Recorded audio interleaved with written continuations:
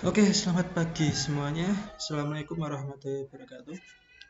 Perkenalkan, sebelumnya saya Nanang Ribowo dari Sistem Informasi Universitas Muria Kudus. Dan video ini ditujukan untuk memenuhi tugas dasar akuntansi pertemuan ke-7 pembahasan materi 1. Oke. Untuk dosen pengampu Bapak Arif Setiawan. Kita lanjut ya. Tujuan. Nah, di sini pembahasan ini ada beberapa tujuan.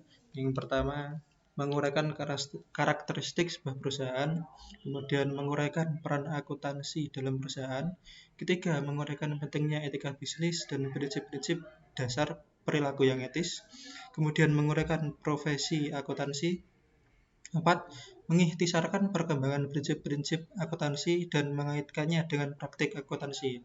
Selanjutnya, membuat persamaan akuntansi dan menjelaskan setiap unsur dalam persamaan tersebut.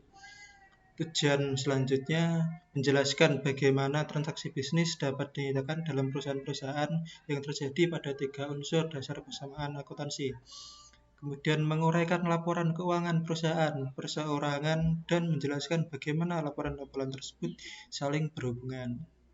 Oke, menggunakan rasio kewajiban terhadap ekuitas pemilik untuk menganalisis kemampuan bertahan perusahaan dalam kondisi bisnis yang buruk. Oke, kita lanjut ke materi. Ada jenis-jenis perusahaan. Nah, di sini yang pertama perusahaan manufaktur. Apa itu perusahaan manufaktur?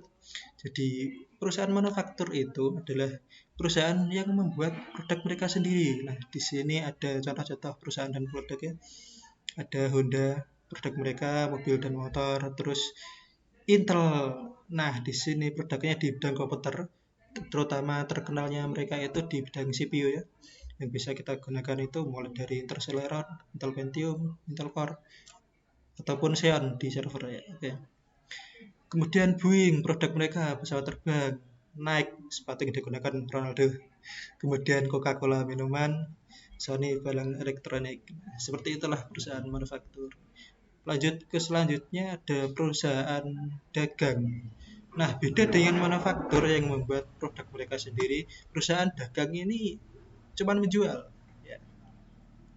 Seperti dicontohkan di sini ada Carrefour, barang kebutuhan sehari-hari, kemudian Kids Station, mainan, Electronic City, barang-barang elektronik, Lens End, pakaian, Amazon.com, buku, CD, dan lainnya. Oke. Lanjut ada perusahaan jasa. Di sini sudah ada contohnya. Disney, produknya hiburan, Kredo Indonesia, transportasi penerbangan, kemudian Marriott Hotels, ada hotel jelas, terlihat dari namanya ya. Kemudian Citibank, keuangan dan perbankan, Telkomsel, telekomunikasi. Oke, lanjut selanjutnya ada jenis organisasi perusahaan. Ada 3 di sini. Pertama adalah perusahaan perseorangan, kemudian persekutuan, yang ketiga korporasi atau perseorangan terbatas PT. Oke. Nah, di sini yang pertama, apa itu perusahaan perseorangan? Seperti namanya ya, jadi perseorangan itu perusahaan yang dimiliki dan dikelola oleh orang sendiri. Oke.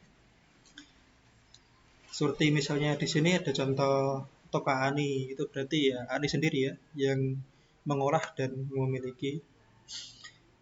Untuk perseorangan, perusahaan perseorangan sendiri, karena perseorangannya jadi keunggulannya seperti kita lihat di sini ada kemudahan pengaturan, kemudian biaya pengolahan yang rendah ya. Jelas karena dikelola sendiri jadi biayanya rendah dan mudah. Tapi bukan berarti nggak ada kelemahan. Di sini ada beberapa kelemahan, sumber daya keuangan yang terbatas, jelas, terutama modal itu ya. Kemudian kewajiban yang tidak terbatas. Nah, maksudnya di sini kewajiban yang tidak terbatas itu ya maju mundurnya perusahaan tersebut kita sendiri yang menentukan seperti itu.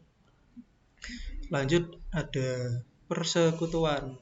Nah, di sini ada kata kunci ya, sekutu itu berarti 2 orang atau lebih individu.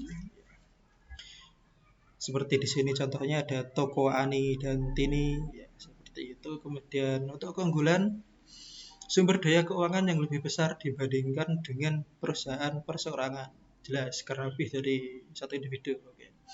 Tambahan keahlian manajemen. Terus di sini juga, tapi untuk kelemahan masih sama ya. Untuk maju mundurnya perusahaan kita tergantung oleh individu-individu tersebut. Selanjutnya, korporasi PT ini ya. Korporasi dibentuk berdasarkan peraturan pemerintah sebagai badan hukum yang terpisah. Oke. PT.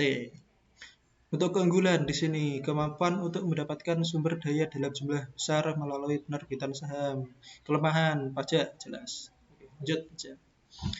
Ada strategi bisnis. Apa itu strategi bisnis? Jadi, strategi bisnis adalah serangkaian rencana dan tindakan terintegrasi yang didesain bagi perusahaan sebagai sarana untuk memperoleh keuntungan melebihi pesaingnya sekaligus untuk memaksimalkan laba. Nah, ada dua strategi bisnis di sini. Yang pertama adalah strategi biaya rendah atau lebih simpelnya kita sebut murah gitu ya.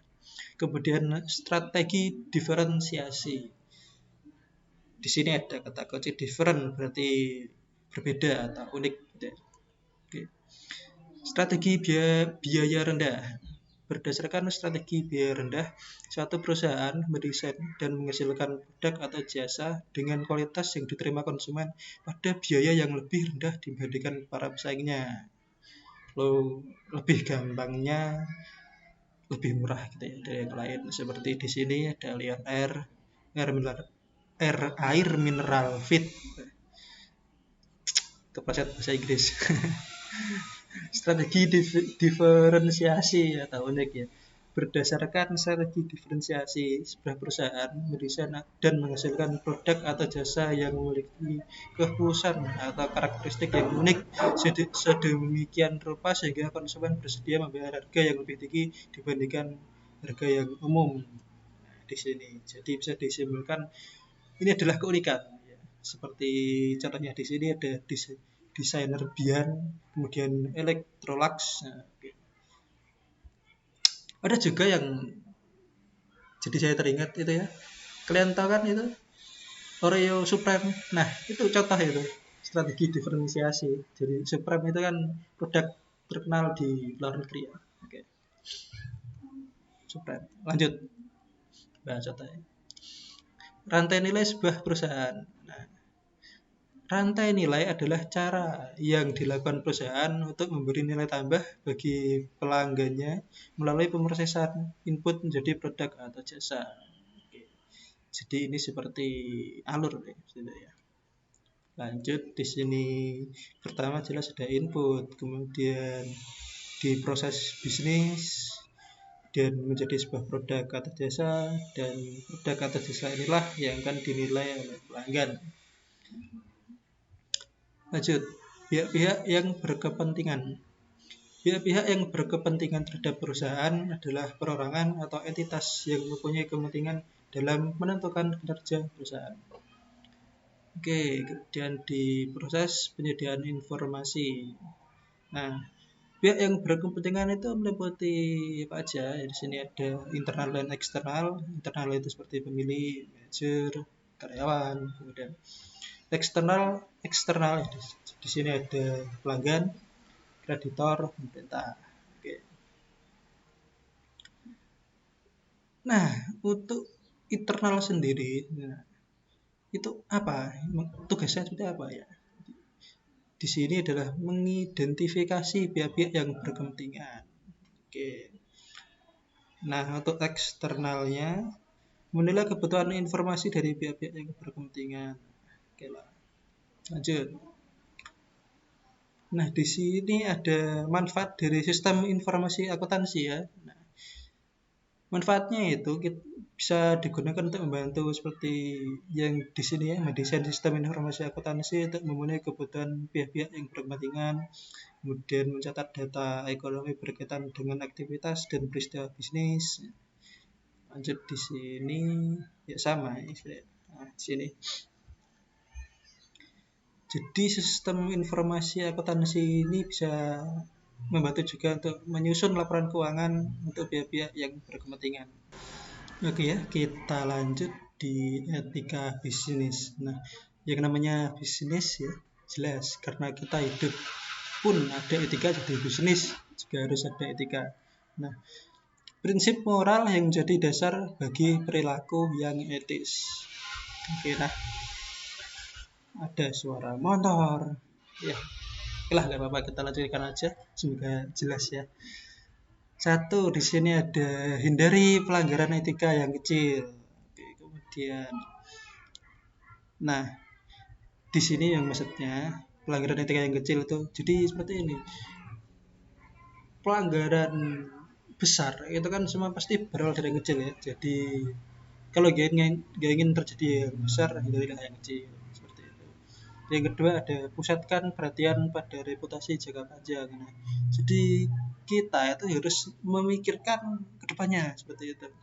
Kemudian selanjutnya ada bersiaplah menghadapi konsekuensi yang kurang baik bagi diri Anda bila berpegang pada perilaku etis. Oke.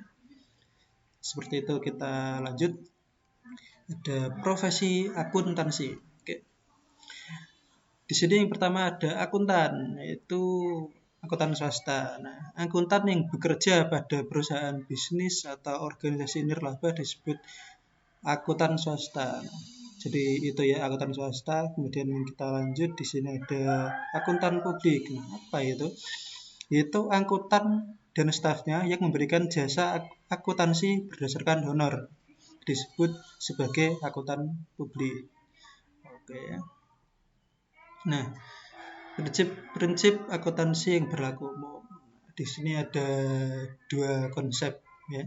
Ada konsep entitas usaha dan konsep biaya.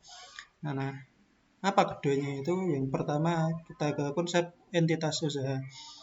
Konsep ini mengharuskan agar aktivitas usaha dicatat secara terpisah dari aktivitas pihak-pihak yang berkepentingan. Oke. Kemudian yang kedua ada konsep biaya. Jadi konsep biaya adalah dasar untuk mencatat harga pertukaran atau biaya akuisisi dalam catatan akuntansi. Oke.